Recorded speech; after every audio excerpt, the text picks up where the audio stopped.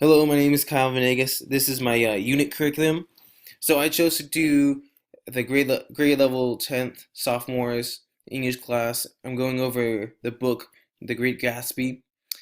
Some of the state standards that I want to go over is to analyze the relationship between main and subordinate characters in a literary text. That's going to include conflict, internal and external, motivations, relationships, and influences, and explain the way they affect the plot. Also, I'm going to want to focus on determining characters' traits by what characters say about themselves in the narration and whatnot.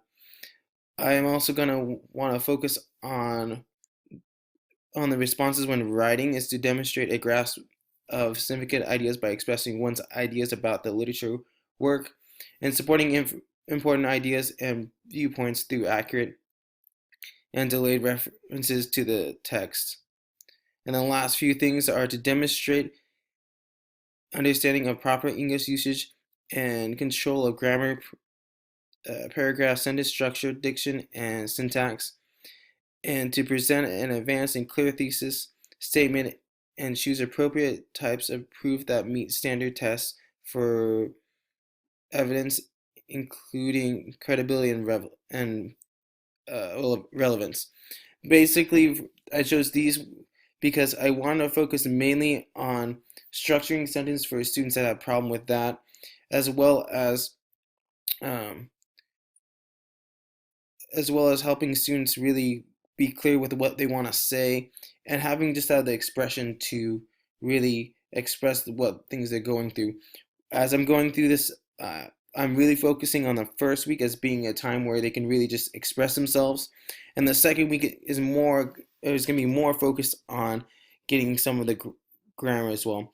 Also, my one of my focuses is to help on vocabulary because vocabulary is one of the biggest things in order for people to really understand English or to learn any language in that matter. The unit objective is at the end of the unit, students will have a better understanding of how to express their ideas in a cohesive sentence structure and demonstrate comprehension of the literary work through short writings and charts, graphic organizers.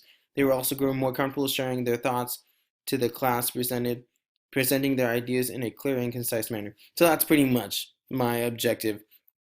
Um, Things I'll have to use, I'll definitely need a copy of the book for everyone. Response journals will be a very big thing. There's going to be some handouts as far as graphic organizers, KWL charts, stuff like that. So one of the strategies I'm using, especially for SDAIE strategies, is I'm making sure that I have space and time where I can have students that are often struggling with writing, having a TA or having a time where I could be there and we could gather around and I could help them form sentence structures that'll really help them organize their thoughts and whatnot. As we're looking on to the plan, the first thing I really wanted to focus on is really creating a good context and background so that it can have a lot of interest in what's going on. The Great Gatsby is during the Roaring Twenties, the Jazz era, so there's a lot of things going on. Something that's a little bit different. Something that's definitely exciting to them, and there's a few things that are really cool. There's clothing, values, technology, occupation, gender roles. I want them to compare and contrast what that is from today and from that era. Current events, some stuff that was going on, the world wars that were going on that had big impact or whatnot, even in the story. Music, which is a big thing during this time as well. Cultural norms, which are always going to be a little bit different as you go through the ages. One of the biggest things I want to go through is actually go through the actual life of Scott Fitzgerald because a lot as I began reading more about his life, there's a lot of parallels between some of the characters that he wrote with himself and with his wife and whatnot. So there's a lot going on with that. So it's kind of important as well. I'll be using graphic organizers um, to really help them organize their research as they're going to research a lot of these things. And one of the biggest things is that I want to have them have the KWL chart and write what they think they know about what they really think they know about this.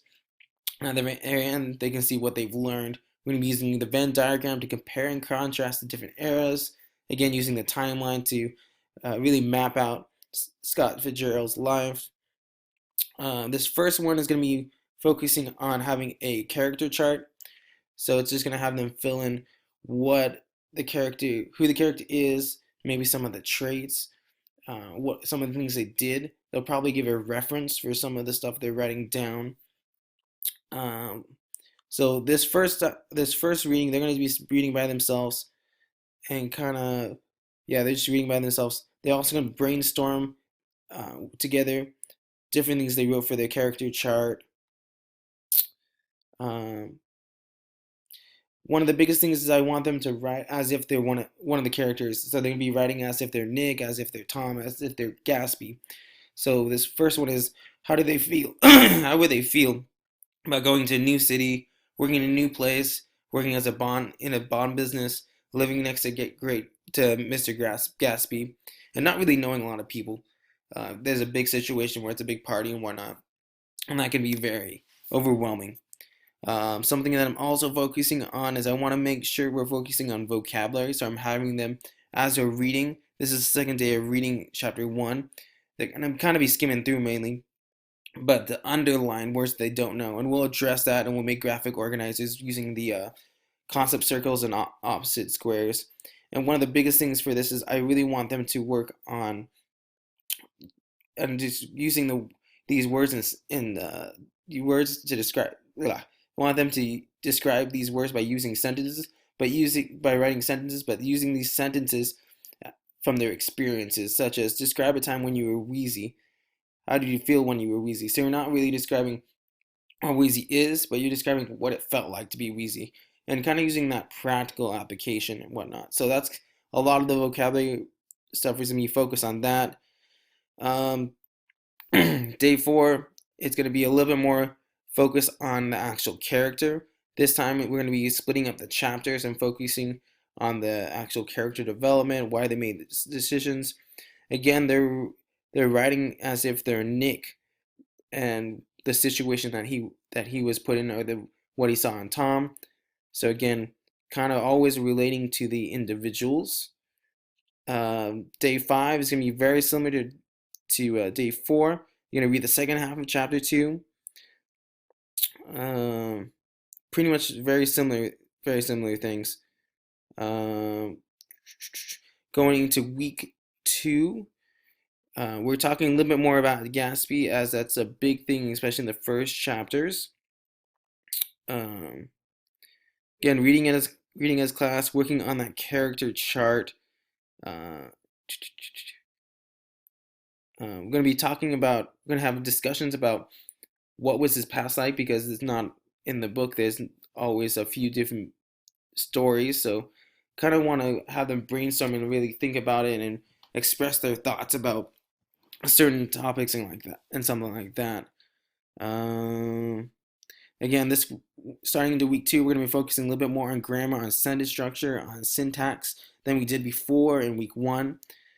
Week one was more about just getting our thoughts out there. Again, they're going to be underlining words that they're not familiar with. Day two is going to be very much a vocabulary day.